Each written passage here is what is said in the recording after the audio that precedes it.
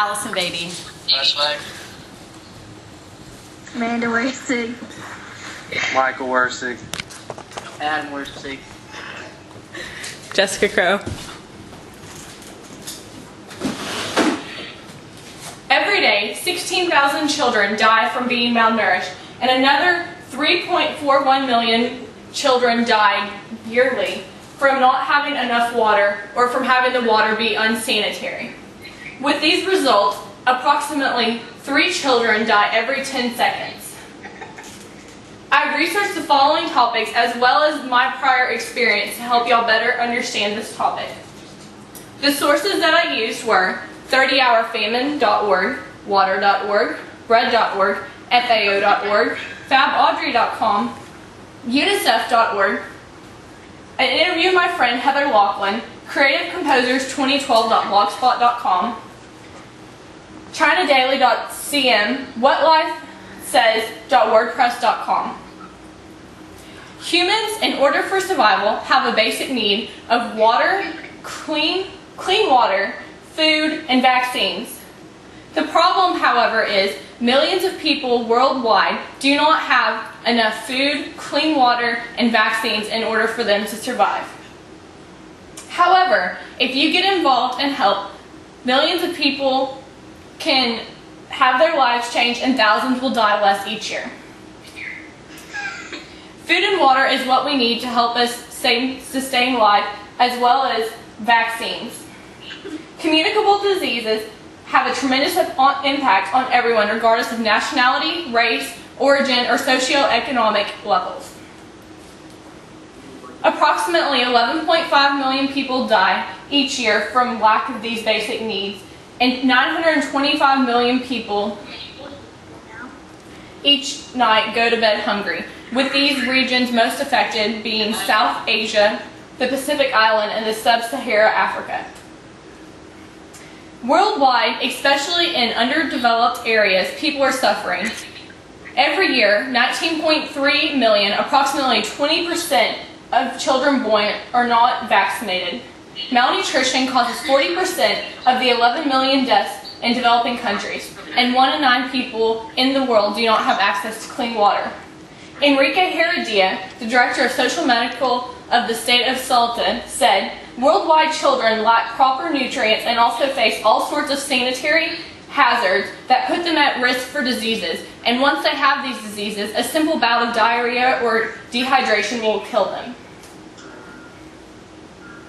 More than 3.5 million people die each year from water-related diseases. 84% of these people are children, and 98% of them occur in developing countries. The impact of death from disease is the heaviest on the poor people in these underdeveloped areas, in which 90% of their diseases make up the world's disease burden. Imagine laying in bed at night in your village, and you're hearing the cries of your neighbors, your families, and other people in your village from being hungry, from being sick, or not having enough water. It may sound like a far-fetched reality, but in fact, 16,000 people every single day die because of hunger, and another 6,000 die from diseases. How would you feel if your neighbors, your families, and your loved ones were the ones who died that day because they did not have enough food or water? With just a little help, we can see that these deaths be reduced and give children, like this girl from India, a chance. To satisfy the world's sanitation and food requirements would only cost approximately $13 billion in the United States. Let's put this into perspective. This is the amount that in one single year, the United States citizens as well as the European country citizens spend on perfumes and cologne alone. It only takes $1 a day to provide the necessary food, water, vaccines, and health care to keep a person alive. It is inexpensive, it's easy, and it's proven to help. Since 1980, when UNICEF started administering vaccinations, the number of children's worldwide vaccinated have gone from 20% to 85% in 2010. In 1998, when the GPEI, a partnership with UNICEF, joined together, to immunize children for polio. By the end of their efforts, the result is that polio does not exist in most major countries in the world. It's almost been completely wiped out. In 1990, 12 million children died before the age of 1, but by 2010, the number had reduced 41% to 7.1 million. While this number has dropped, it's not enough. We still need to keep it dropping. The number is still too high. Think about it. $1 equals one child surviving one more day. To put this into perspective, if 10,000 people would dedicate themselves to donate $1 a day for one child, the number of deaths that would happen in children would be cut in half daily. That's an incredible impact.